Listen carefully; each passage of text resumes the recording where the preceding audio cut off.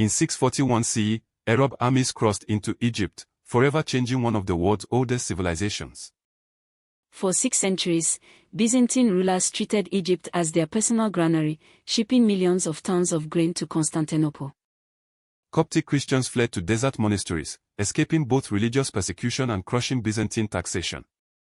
General Aemar ibn Alas crossed into Egypt in December 639 with a small but determined army. The siege of Babylon fortress lasted months before the stronghold fell in April 641. After 14 months of siege, the great city of Alexandria finally surrendered in September 642. General Aemar founded Fustat as Egypt's new Islamic capital, building the first great mosque as its center. Arab tribes settled permanently around Fustat, transforming from conquerors into Egypt's new residents. Arab administrators worked with Coptic scribes, creating new systems that blended Islamic and Egyptian traditions.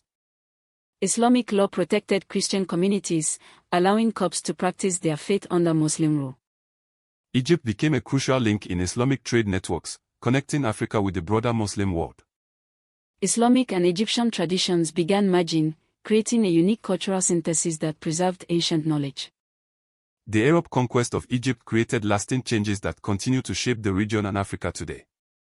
This lesson is part of the UNESCO General History of Africa Curriculum Library at Ashaware.com, where Africa's story is told by Africa.